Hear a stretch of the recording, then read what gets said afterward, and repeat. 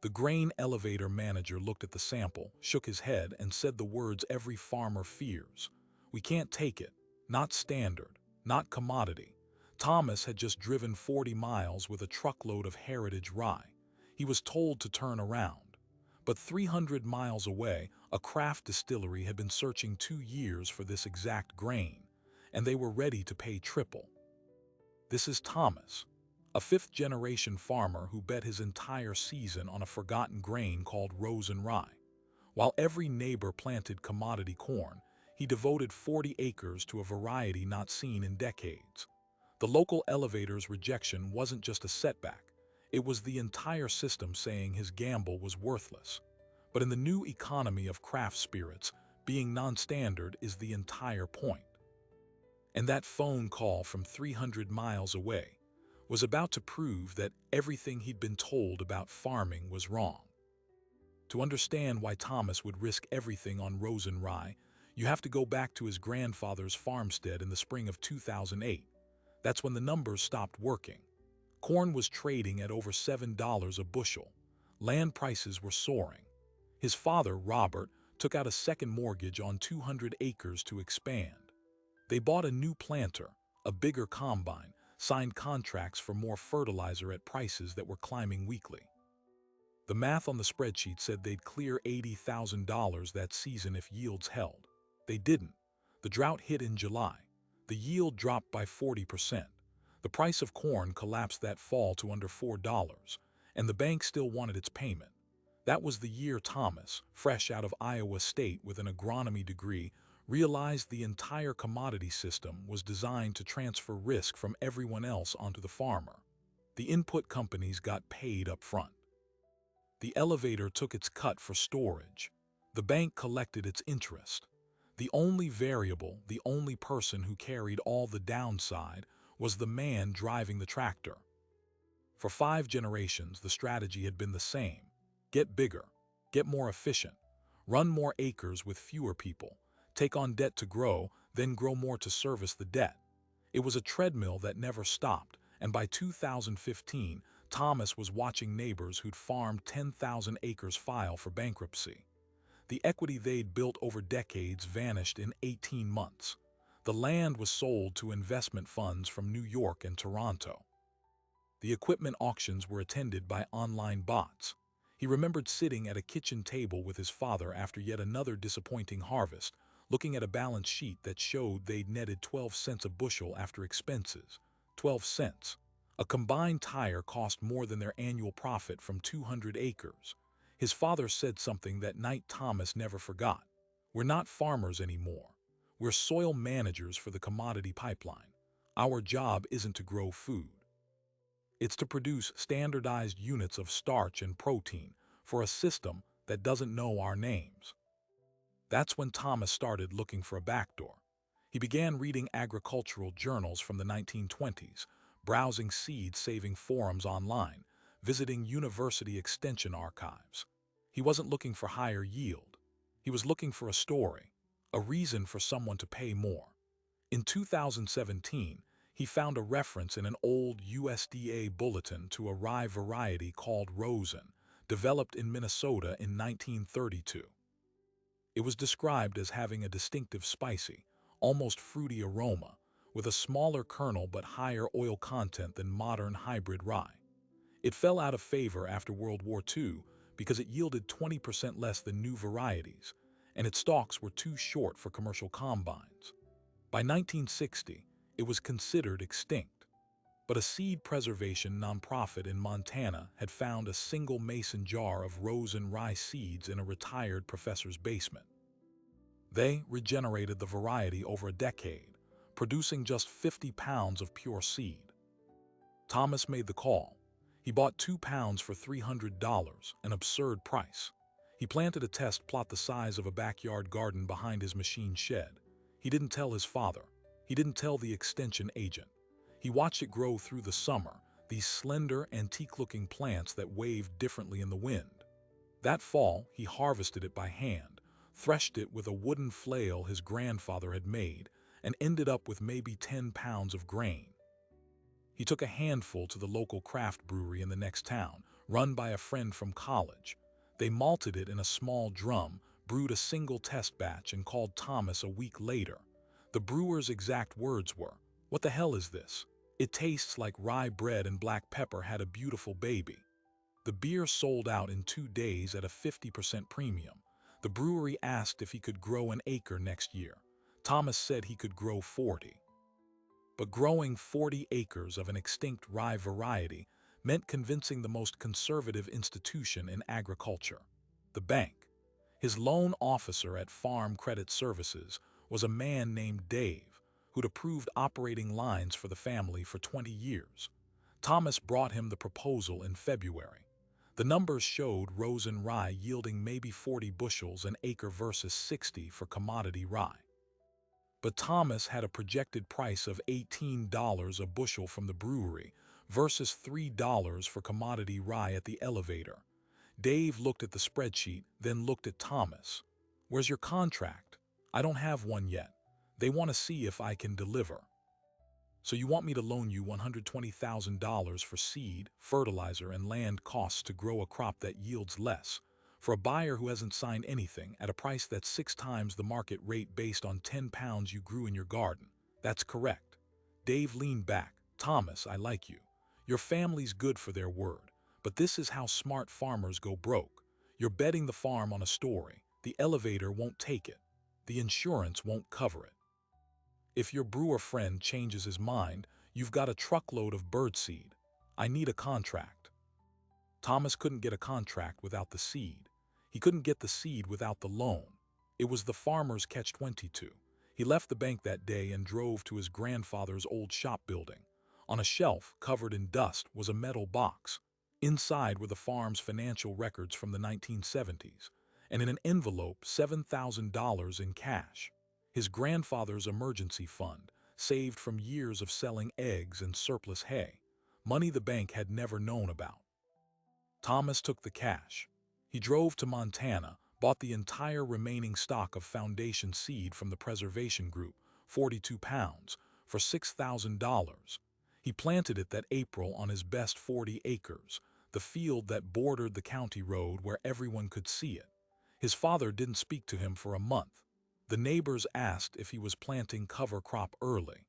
The extension agent put him in the hobby farm category in his annual report. The summer was nerve-wracking. The rosin rye grew differently. It didn't form a uniform canopy. It had gaps. The stalks really were shorter. In July, a hailstorm ripped through the county, shredding corn leaves. Thomas walked his rye field the next morning expecting devastation. The flexible, slender stems had bent but not broken. The crop was bruised but intact. The modern hybrid rye in a test plot at the university was flattened. That was the first moment Thomas allowed himself to think this might actually work. He harvested in late August with his combine set to its lowest, gentlest setting. The yield came in at 38 bushels an acre, less than he'd hoped but clean. He loaded the first truck with 200 bushels, about 5,000 pounds, and drove it to the brewery. His friend came out, looked at the golden brown grain, and his face fell. "Thomas, man, I'm so sorry. We got bought out. A corporate chain. They're standardizing all the recipes. I can't use specialty malt anymore. The contract's void. I tried to call you." Thomas stood in the brewery parking lot, the truck engine cooling, looking at 200 bushels of grain that now had exactly one buyer, the commodity elevator. He drove there the next morning, waited in line behind semis loaded with thousands of bushels of anonymous corn, and pulled his sample bag from the cab. The elevator manager, a man named Gary whose family had run the place for 3 generations, poured the rye into his palm. He rubbed it, smelled it, threw a few kernels into his mouth to chew. He looked at Thomas. "What is this?" "It's rosin rye, a heritage variety. Where's the rest?" "In the truck." Gary shook his head. "We can't take it. Not standard, not commodity. It'll contaminate the whole bin. We'd have to shut down and clean the entire leg, and even then no processor wants this. It's the wrong test weight, the wrong kernel size." He handed the sample back. "You've got yourself some very expensive chicken feed. Turn around." Thomas sat in his truck for 20 minutes, the sample bag of rye on the passenger seat. The entire harvest, 1,500 bushels, was sitting in grain bags back at the farm. He had 30 days before moisture and pests would ruin it, and he had no buyer. He drove home in silence. His father was waiting on the porch. He didn't need to ask. The look on Thomas's face said everything. Robert just nodded, went inside, and came back out with 2 bottles of beer. They sat on the steps as the sun went down. His father said, "You tried a new door, it didn't open, it happens." But Thomas wasn't ready to accept that. The internet was his next move. That night he scoured every forum, every website for craft distilleries, specialty maltsters, artisan bakeries. He made a list of 50 potential buyers, from a one-man gin operation in Oregon to a boutique whiskey distillery in Kentucky. He started calling the next morning. The first 10 calls followed the same pattern. "Hello, I'm a farmer in Iowa. I've grown a heritage rye called Rosen. I have about 1,500 bushels." The response was always some variation of "We'd love to, but we source through a bulk malt supplier. We don't buy direct from farmers." Or "Our recipes are locked in. We can't change our grain bill for a single batch." Or the most common one, "Can you ship us a 20-ton container?" "No. Then we can't help you." The scale was all wrong. He was too small for the big players, and his grain was too unknown for the small ones to take a risk. By the third day, he was down to the last 5 names on his list. One was a distillery in Michigan that didn't answer. One was a bakery co-op in Chicago that only wanted 50 pounds. One was a university research project that could take 200 pounds for sensory analysis. Then he called the fourth, a place called Foundry Distilling in Indianapolis. The phone was answered by a woman named Alina, the head distiller. Thomas gave his pitch, bracing for another polite rejection. Alina was quiet for a moment. "Rosen rye, spelled R-O-S-E-N. "Yes, developed in Minnesota, 1932. That's the one. My God, where did you find it? We've been looking for that for 2 years." Thomas felt his heart jump. He explained about the seed preservation group, the test plot, the 40 acres. Alina cut him off. "How much do you have?" "About 1,500 bushels. "Perfect. What's your price?" Thomas, trying not to sound desperate, said the brewery had talked about $18 a bushel. Alina laughed. "That's what they pay for malted barley. For raw, unmalted heritage rye of verified provenance, especially one we've been searching for, we'd pay more, but I need to see it. I need to run a few tests. Can you send a sample?" Thomas said he could drive it to her. He hung up, hands shaking. This was it, the back door. He loaded 10 pounds of grain into a cooler, packed a bag, and drove through the night. 9 hours to Indianapolis. Foundry Distilling was in a renovated brick warehouse. Alina met him at the door. She was in her 40s, wearing jeans and a distillery t-shirt with hands that looked like they knew how to work. She took the sample to a small lab in the back. She ran a kernel-size distribution, a moisture test, a germination test. She took a handful, crushed it between her palms, and smelled it deeply. She smiled. "It's beautiful, but here's the thing, we can't buy it." Thomas's stomach dropped. "Why not? Your grain is perfect, but we are a production distillery. We have a bonded warehouse, federal regulations, and we buy all our grain through a licensed broker who handles the paperwork, the insurance, the freight. We can't just cut a check to a farmer. It's against our compliance structure. You need to sell it to a broker who then sells it to us." Thomas asked who their broker was. Alina gave him the name, Great Lakes Grain Traders. Thomas called them from the parking lot. The broker, a man named Mark, listened and said, "Sure, we can broker it. Standard fee is 15% of the sale price. We'll handle the contract with Foundry." Thomas asked what the sale price would be. Mark said he'd have to check with the distillery. He called back 10 minutes later. "Foundry is willing to pay $22 a bushel. Our fee is $3.30 per bushel. You'd net $18.70. That's still 6 times the commodity price." Thomas did the math. 1,500 bushels at $18.70, just over $28,000. It was a lifeline. He said yes. Mark said he'd email the broker agreement. The agreement arrived that evening. Thomas opened it in his hotel room.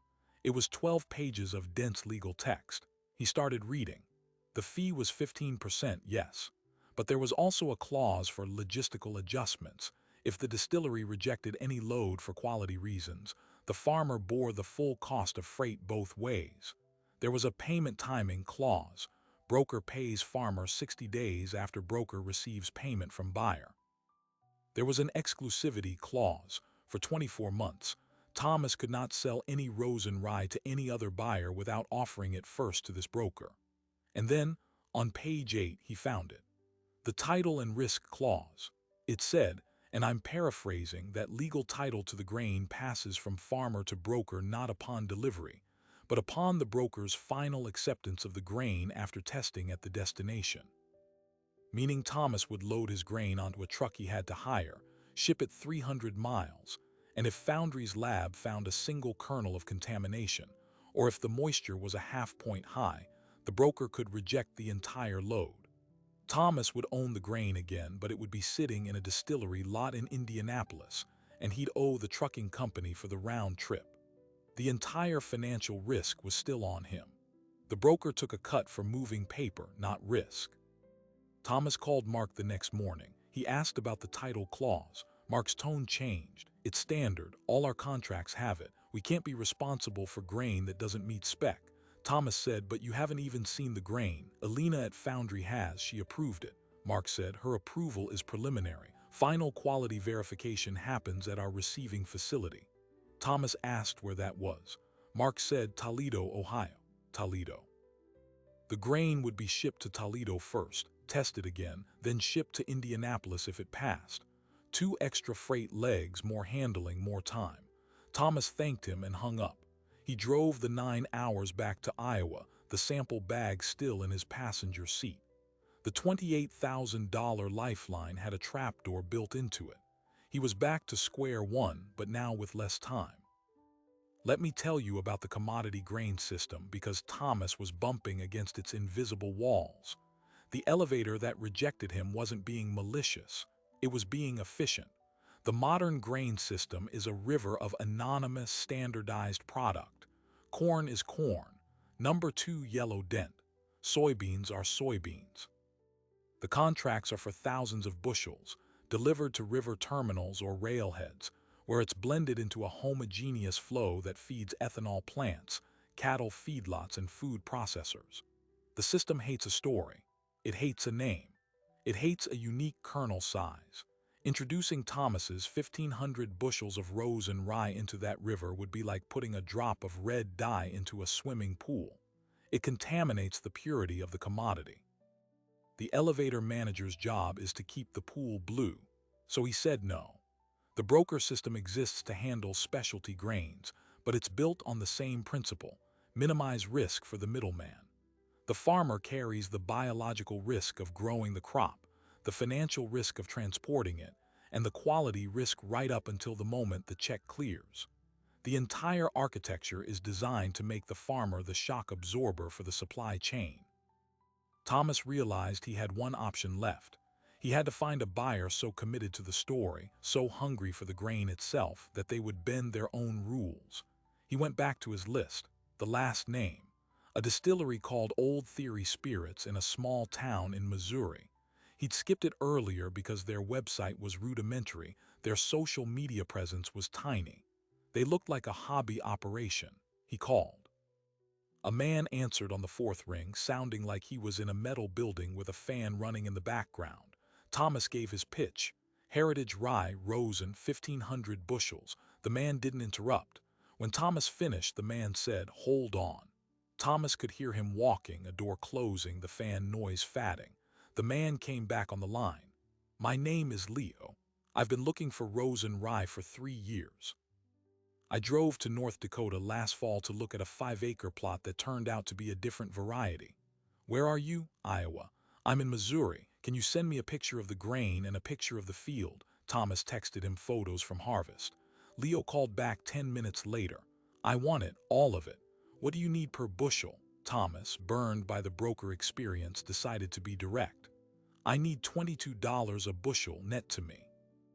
And I need you to handle the freight and the paperwork. I can load it onto your truck at my farm." There was a long pause. Leo said, "I can do 22, but I can't handle the freight. I don't have a brokerage license. I can't cross state lines with a direct purchase like that legally. The TTB would have my permit." Another dead end. But then Leo said, "Unless what?" "Unless you sell it to me as seed. Seed grain has different regulations.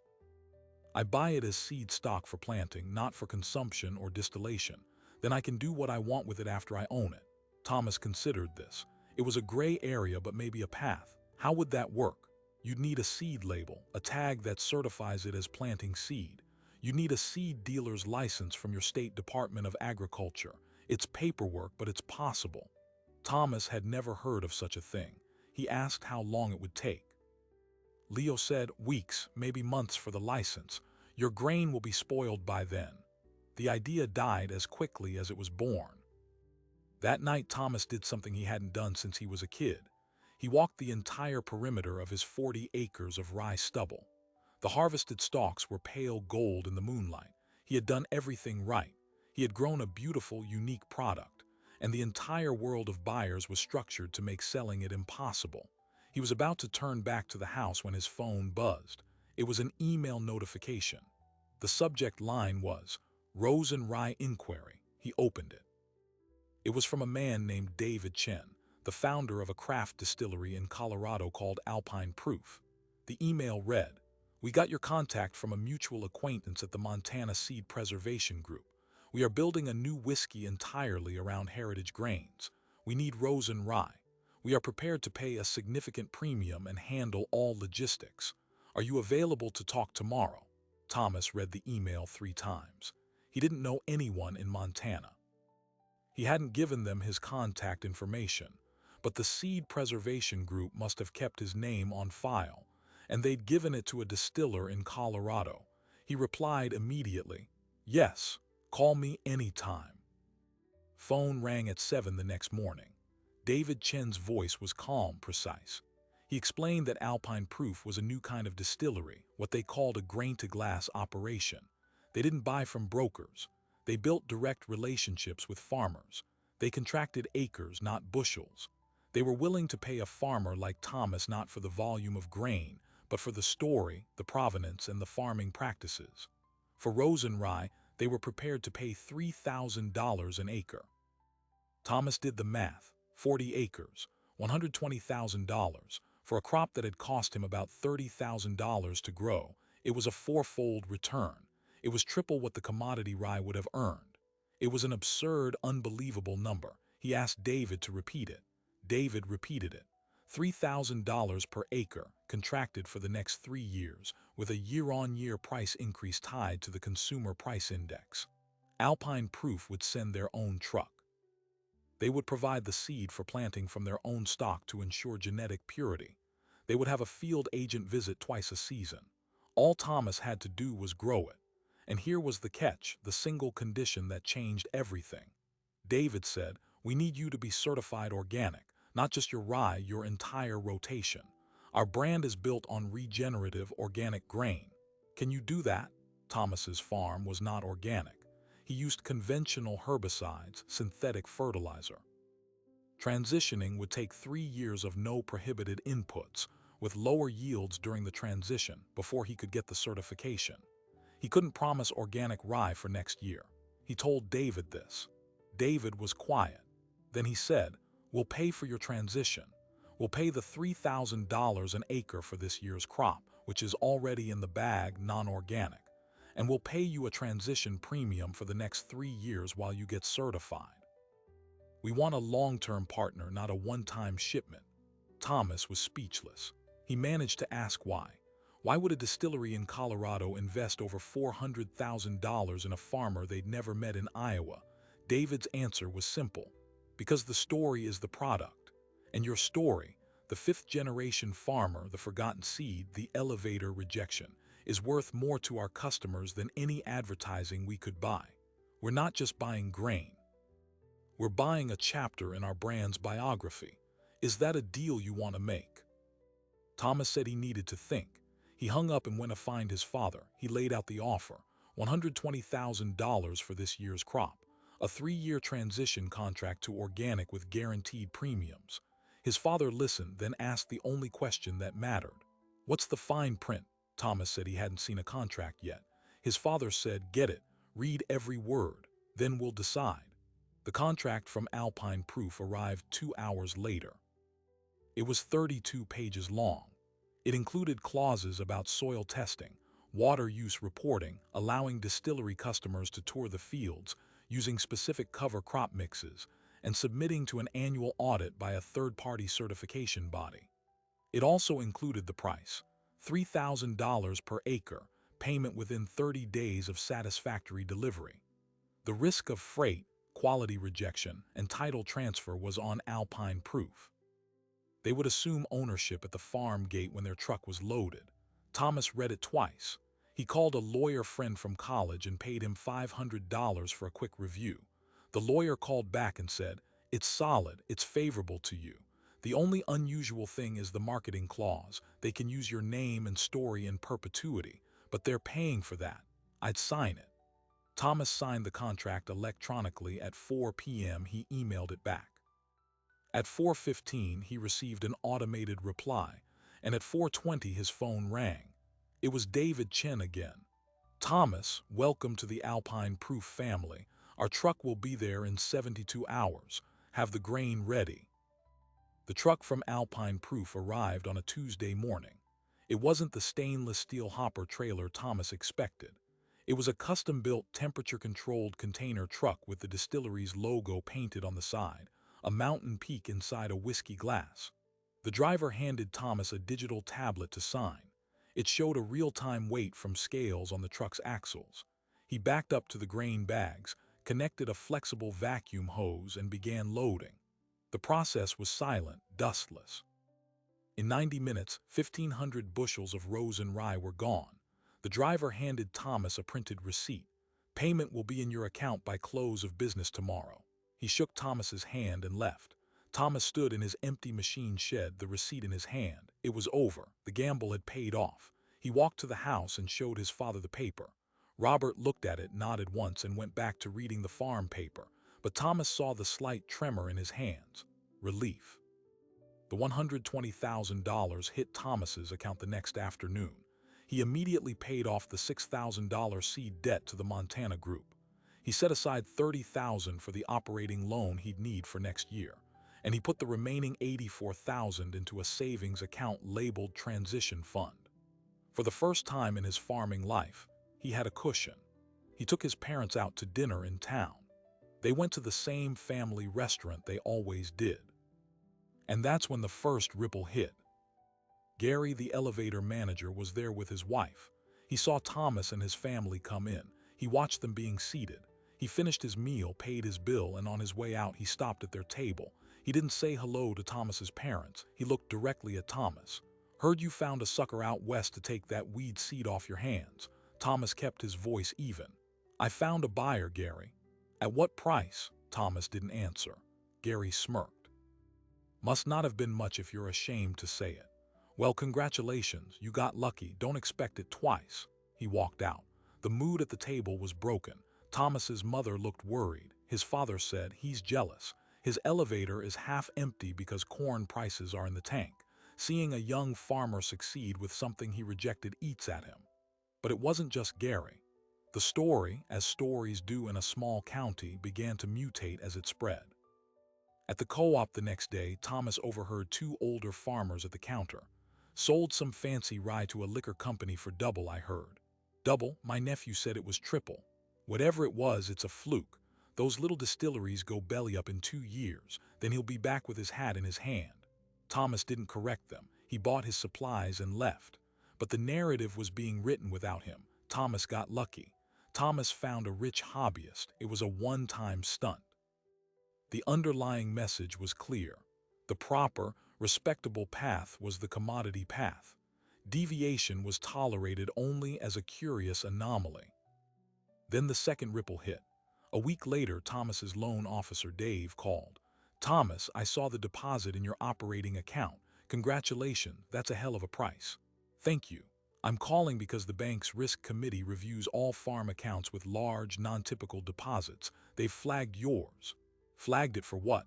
"For source verification. They want to know if this is sustainable income or a one-time event. It affects your credit rating for next year's operating line." Thomas explained the 3-year contract with Alpine Proof. Dave asked him to email a copy of the contract. Thomas did, An hour later, Dave called back, his tone different, colder. "Thomas, this contract has you transitioning to organic." "Yes, that's part of the deal. The bank's policy is to discount the value of organic transition land by 20% for collateral purposes. Yields are historically lower during the 3-year transition. It's considered a higher risk. But the contract guarantees my revenue for those 3 years. It's less risky than relying on the commodity market." The bank doesn't see it that way. A contract with a small craft distillery in Colorado is considered less secure than the global commodity market. One could go bankrupt. The other is the market. We're going to have to adjust your borrowing base. The system wasn't just indifferent to his success, it was penalizing him for it. The very innovation that saved his farm was now making him a higher risk in the eyes of the institution that was supposed to support him. Let me tell you about the third ripple, because this is where the story splits from a personal victory into a public fight. The local Farm Bureau newsletter came out the following month. On the second page was a short article titled "Value Added or Value Subtracted." It didn't name Thomas, but the description was obvious. "Some local operators," it read, "chasing premium niches, are diverting good farmland from essential food and feed production into specialty crops for luxury consumables. This weakens our local grain infrastructure and puts the farmer at the mercy of volatile niche markets." It was a warning shot from the agricultural establishment. The article was written by the county extension agent, the same one who'd called Thomas a hobby farmer. Thomas was furious. He called the agent. The man was defensive. "I'm not criticizing you, Thomas. I'm pointing out a systemic concern. If every young farmer decides to grow fancy grain for whiskey, who grows the corn for ethanol and livestock? Our local economy is built on volume." Thomas shot back. "My 40 acres of rye netted more than 1,000 acres of corn at current prices, which is better for the local economy. Me making a profit and spending it here, or me going bankrupt?" The agent had no answer, but the article had done its job. It framed Thomas not as an innovator, but as a traitor to the community's agricultural identity. The final ripple was the quietest and the most painful. His neighbor to the north, a man named Phil who farmed 800 acres, stopped waving when they passed on the road. Phil was in trouble. Everyone knew it. He'd expanded too fast in good times, and now corn prices had him squeezed. One evening, Thomas saw Phil's pickup pulled over at the edge of his field, the driver's door open, Phil just sitting there, staring at his corn. Thomas pulled over and walked up. "Everything okay, Phil?" Phil didn't look at him, just thinking. "Tough year." "You wouldn't know, would you?" The bitterness in his voice was sharp. Thomas ignored it. "If you ever want to talk about options," Phil finally looked at him. "Options like growing fairy tale grain for drunk hipsters. No thanks, I'm a real farmer." He started his truck and drove off. Thomas stood alone on the gravel road. His success had become a mirror, and his neighbors couldn't stand their own reflection in it. His win felt increasingly lonely. But then the countermove began. It started with an email from David Chen at Alpine Proof. "Thomas, the rye is phenomenal. Our head distiller says it's the most complex grain he's ever worked with. We want to feature your farm on our website and in our tasting room. We'd like to send a photographer next month. Also, we're hosting a grain-to-glass dinner in Denver for investors and top clients. We'd like you to come and speak. We'll cover all expenses and pay you an honorarium." Thomas agreed. The photographer came, a young woman from Boulder who spent a day taking pictures of the soil, the stubble, the horizon, Thomas's hands. The images she produced didn't look like typical farm photography. They looked like art. Alpine Proof put them on their website with a caption, "The Keeper of Rosen Rye, Thomas's Iowa Field." A week later, Thomas flew to Denver. The dinner was in a sleek downtown restaurant. He was seated at a table with investors wearing Patagonia vests and tech entrepreneurs. They asked him thoughtful questions about soil health, seed saving, his family's history. They listened. They valued his story. He gave a short speech, just 5 minutes, about finding the seed and the elevator's rejection. When he finished, the room gave him a standing ovation. A woman who introduced herself as a venture capitalist handed him a card. "If you ever want to scale this model, I'd love to talk. There's capital looking for exactly this kind of story."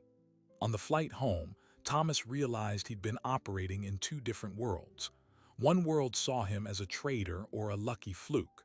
The other world saw him as a pioneer and a storyteller, a vital link in a new kind of food chain. The question was, which world was real? He got his answer the day after he returned. A FedEx envelope arrived containing a letter from an attorney representing the Powhatan County Grain Cooperative, a legal entity formed by the three largest elevators in the county, including Gary's. The letter was cordial but firm. It stated that the cooperative had a right of first refusal clause in its membership agreement, which all farmers who delivered grain signed annually. The clause gave the cooperative the right to match any third-party offer for a member's grain. The letter asserted that Thomas's sale to Alpine Proof violated this clause because he did not offer the cooperative the chance to match the price. It demanded he provide a copy of his sales contract and pay the cooperative a 15% equitable adjustment fee on the total sale, or face termination of his membership and potential legal action. Thomas dug out the co-op membership form he'd signed years ago. It was a single page. He read it. There, in paragraph 4, was the clause. Member grants the cooperative a right of first refusal to purchase any grain produced on member's property at a price and terms no less favorable than any bona fide third-party offer. He had signed it every year without reading it. He'd assumed it was just a formality about delivering grain to the elevator. He never imagined it applied to a direct sale of a specialty crop the elevator had explicitly refused. The system had a hook in him after all, and it was now reeling him in. Thomas called David Chen in a panic. David was calm. This is a common intimidation tactic from old-line co-ops. They hate losing control. Don't pay them a dime. We have our legal team look at this. Alpine Proof's lawyer called Thomas the next day. She explained that the right of first refusal clause was likely enforceable, but with a critical caveat. It only applied if the cooperative was a willing buyer. Did they ever make an offer for your Rosen rye? No, the manager refused to take it. Did you present them with a formal written offer from Alpine Proof before you sold it? No, I didn't know about the clause. Then they have a weak case. They can't claim a right to match an offer they never knew about, and they expressly refused the grain. A court would likely rule they waived their right, but they're betting you'll panic and pay to avoid a legal fight. She advised Thomas to send a formal letter denying their claim. He did. 2 weeks later, a second letter arrived from the co-op's attorney. It dropped the demand for the fee but insisted that for any future crops, Thomas must present them with any third-party offer before accepting it. Thomas's lawyer advised him to agree. It was a nuisance, but manageable. The co-op had backed down from the shakedown, but they had inserted themselves into his future deals. The victory was now bracketed by bureaucracy. And then the weather turned. It was early November. The first major storm of the season was forecast to bring heavy, wet snow. Thomas had already planted his winter cover crop on the rye field, a mix of clover and tillage radish. He was in the machine shed when his phone rang. It was Leo, the distiller from Missouri, who'd wanted to buy the grain as seed. "Thomas, I just heard about your deal with Alpine Proof. Congratulations." "Thanks, Leo. I'm calling because I just got a call from a seed company, a big one. They're asking around about Rosen rye. They want to know who's growing it and who owns the commercial seed rights." Thomas felt a chill. "What seed company?" "I can't say, but they're one of the global players. They have a biotech division. My guess is they've seen the press from Alpine Proof and they're sniffing around. If they think there's a market for this variety, they'll try to patent it or release a similar GMO version they control. You need to talk to the Montana Seed Group. Find out who actually owns the variety." Thomas hung up and immediately called the seed preservation nonprofit. The director, an elderly woman named Marjorie, answered. Thomas explained the situation. Marjorie was quiet for a long time. "The Rosen rye is in the public domain, Thomas. It was developed with public funds at a state university in the 1930s. The patent, if there ever was one, expired decades ago. No one owns it. So anyone can grow it and sell the seed. Yes, that was always the point, to preserve it as a public resource. What if a company patents a trait from it or creates a new hybrid and calls it something similar? They can try. It's a legal gray area, but their lawyers are better than ours. Thomas thanked her and hung up. The storm clouds weren't just in the sky. His back door had been found, and now corporate interests were looking at the lock.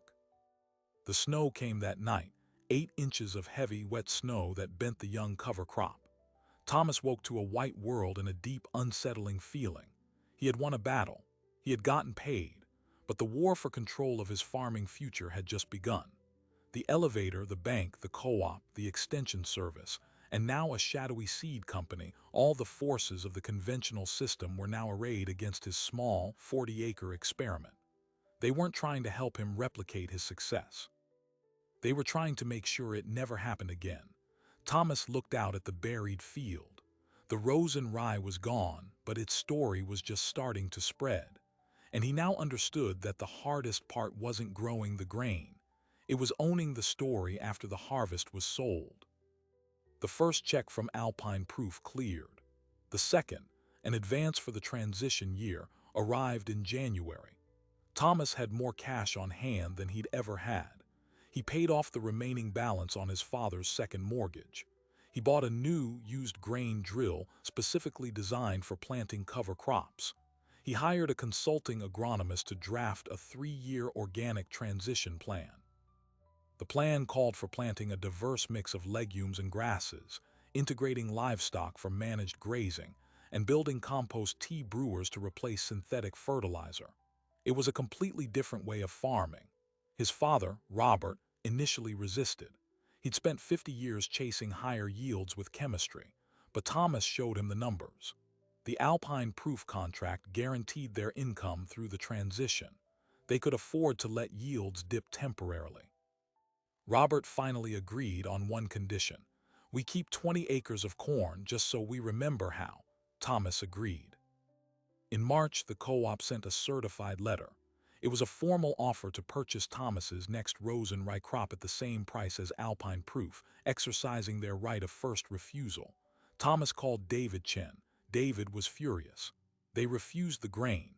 Now they want to steal our supply chain. This is bad faith." Thomas's lawyer advised him to present the co-op's offer to Alpine Proof as required. David called an emergency board meeting. 2 days later, he made a counteroffer. Alpine Proof would pay an additional 10% premium above the co-op's matching price and sign a 5-year extension to the contract. The co-op, when presented with this new, higher offer, went silent. They couldn't match a price they didn't know. The clause required Thomas to present them with the best offer, which he now had. They declined. The legal threat evaporated. The co-op had overplayed its hand and lost. That spring, Thomas planted 40 acres of rosin rye again, plus 20 acres of a heritage barley for Alpine Proof's new gin project. He also planted the 20 acres of commodity corn for his father. The local reaction shifted from mockery to curiosity. Neighbors would slow their trucks as they passed his fields, now dotted with blooming clover and radishes. One afternoon, Phil, the neighbor who'd called him a real farmer, pulled into his driveway. He got out, hat in hand. "Thomas, I owe you an apology. I'm in a bad way. The bank's calling my loan.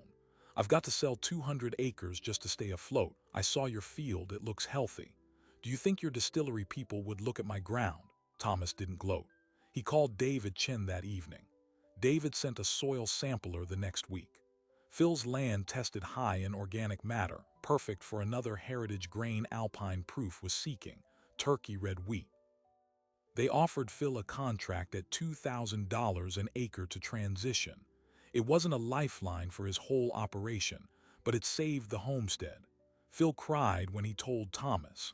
The first crack in the wall of resistance had appeared.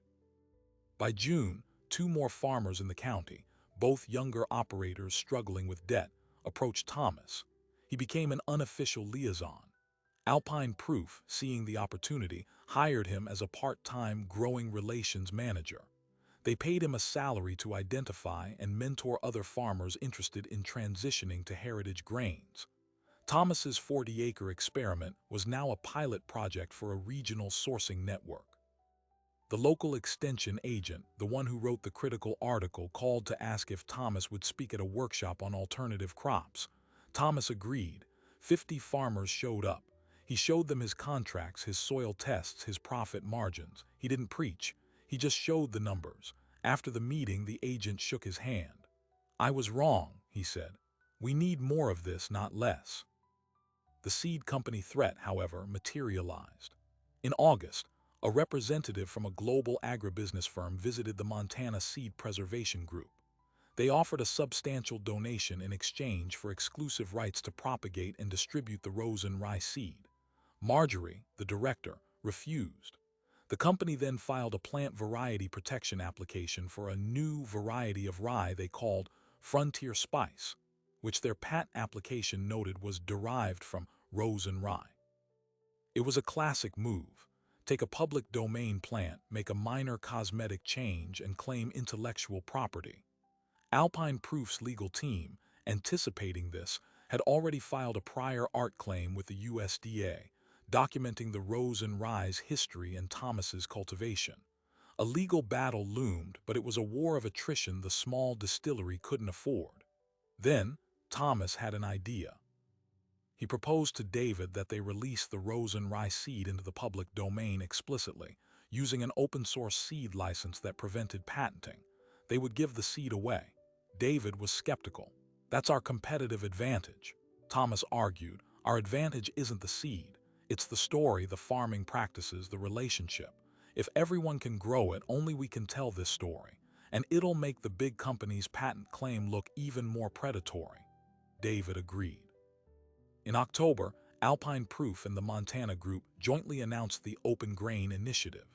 They released 1 ton of rosin rye seed to a network of 200 small farmers across the Midwest, free of charge, under a license that required any improvements to remain in the public domain. The agribusiness company dropped its patent application 3 weeks later. The story made the news in agricultural publications. Thomas wasn't just a farmer anymore. He was a figurehead. The second harvest of rosin rye was even better. The soil, revitalized by cover crops, produced a plumper kernel, a higher oil content. Alpine Proof's whiskey, made entirely from Thomas's first harvest, was released that fall. It was called Field Note No. 1. The bottle featured a picture of Thomas's farm at sunrise. It retailed for $120 and sold out in 4 hours online. The distillery's sales tripled. David called Thomas. "We're building a new aging warehouse. We're naming it the Millard Barn." Thomas's story was now physically built into their brand. In the winter, Gary, the elevator manager, closed his operation. The parent company consolidated 3 country elevators into one mega facility 20 miles away. Gary took a job as a safety inspector at an ethanol plant. The old concrete silos stood empty.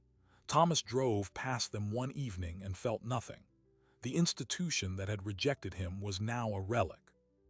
The final surprising detail came in February. Thomas received a package from the estate of the retired professor in Montana who'd originally saved the rosin rye seed in his basement. The professor's daughter had found Thomas's name in her father's notes. She sent him a small, leather-bound journal dated 1935. It was the field notebook of the plant breeder who developed rosin rye. On the last page, in elegant cursive, was a note. "This variety is not for yield. It is for flavor, for resilience, for the smallholder. May it find its way to those who need it most." Thomas showed the journal to his father. Robert, now fully on board with the transition, read the note and said he was 80 years ahead of his time. Thomas had the note framed and hung it in his office. Let me tell you about the last day of the 3rd season. Thomas now had 120 acres under contract with Alpine Proof. His original 40-plus fills 40 and 2 other farmers 40. He was overseeing the transition for all of them. The combined harvest filled 4 of those temperature-controlled trucks. The check that landed in his account was for $360,000. His own share was $120,000. He had no operating debt. He owned his equipment. He had 2 years of living expenses in savings. He walked out to the field after the last truck left. The stubble was gold in the low sun. His father joined him, leaning on a cane now. Robert said, "My father lost this farm because he didn't read a piece of paper. You saved it because you wrote a new one." Thomas didn't say anything. He just watched the starlings wheel over the empty field, knowing that next spring the clover would bloom again and the cycle would start over. The grain elevator had refused his crop. A distillery 300 miles away had paid triple, and in doing so, they hadn't just bought grain. They had bought him a future. So what does Thomas's story actually mean? It's not a parable about getting lucky. It's a map of a crack in the system. For generations, the American farmer has been told there is one path: plant the approved seeds, sell to the approved buyer, borrow from the approved lender.